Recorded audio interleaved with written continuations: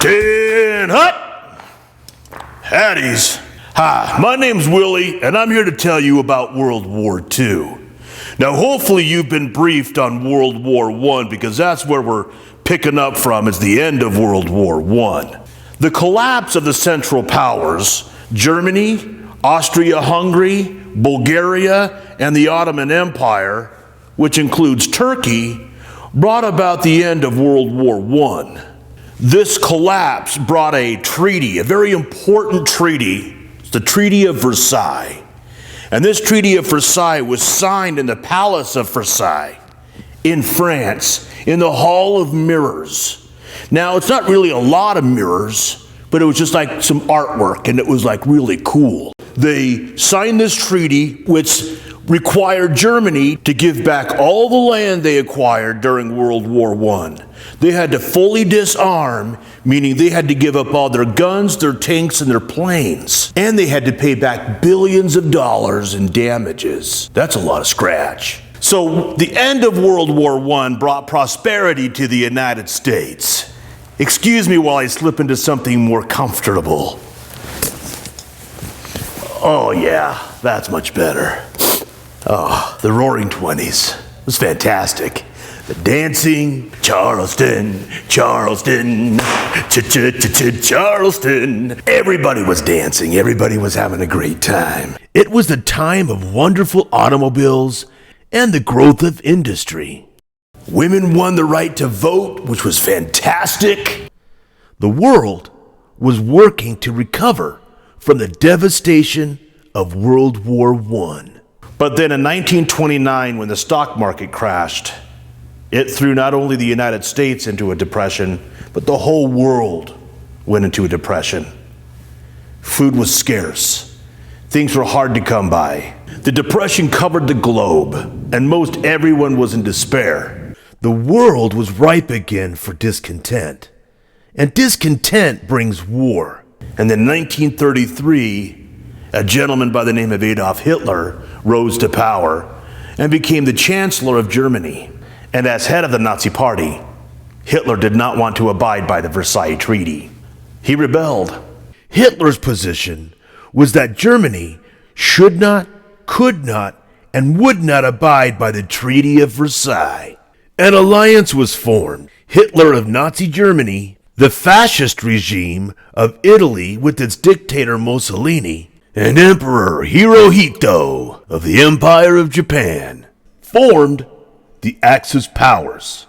Each regime had its individual goals to expand their power and control throughout their region of the world. And though each member agreed not to interfere with each other, they, however, did not combine their efforts. They rarely assisted each other. They didn't have a plan. Tensions ran high throughout Europe. In 1935, Benito Mussolini sought to enlarge his power and influence by aggressively colonizing across the Mediterranean Sea, the country of Ethiopia, and northern Africa. And the Empire of Japan continued its hostilities against China and throughout Asia and the islands of the Pacific Ocean. Okay, so this is the important part. Great Britain and France declared war against Nazi Germany when Hitler invaded Poland in 1939. You got that? This bold act of violence occurred unprovoked. Poland was no threat. Now, those that opposed the Axis powers were called the Allies or the Allied powers.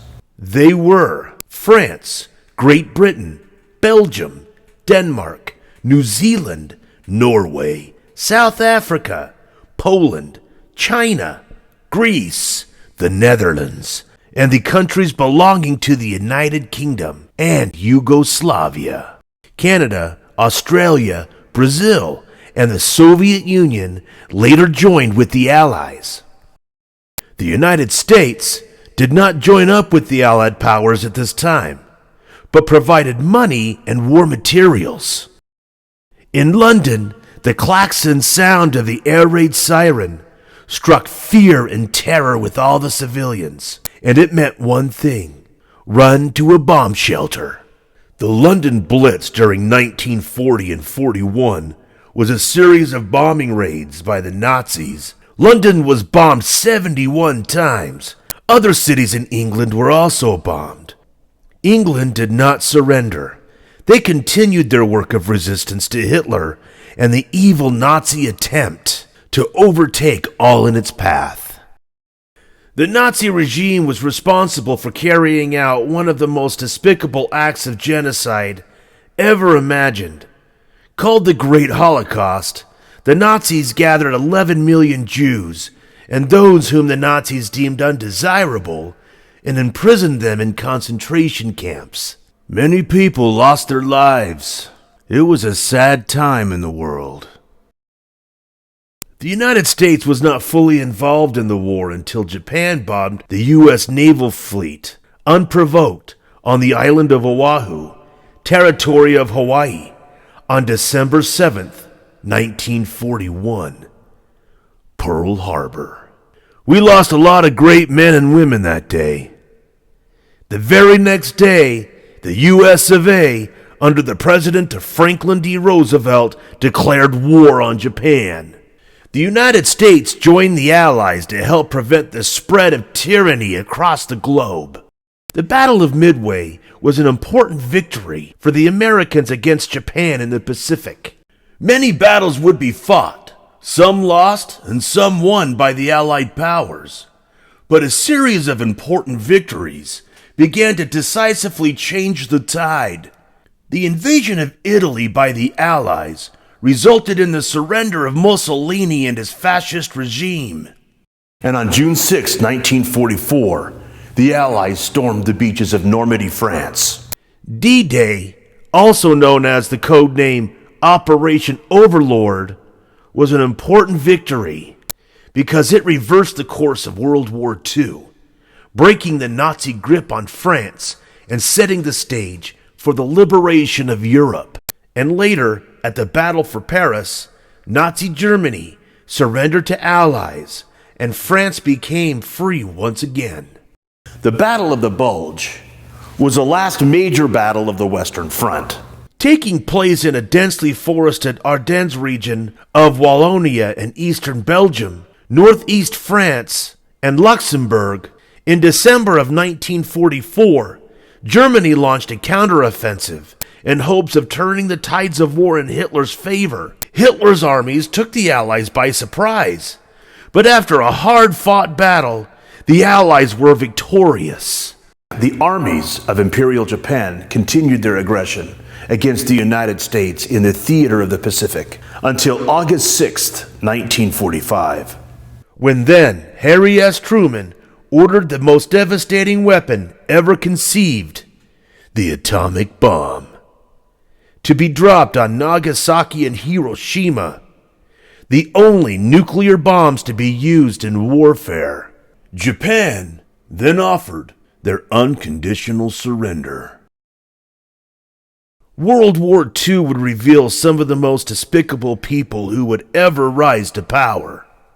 But World War II would also develop America's greatest generation. Men, women, and children would sacrifice everything to assist in the war effort for the cause of freedom and liberty throughout the world. Thanks for following Clarendon Learning. Be sure to subscribe. If you're looking for more teaching resources, check us out at clarendonlearning.org.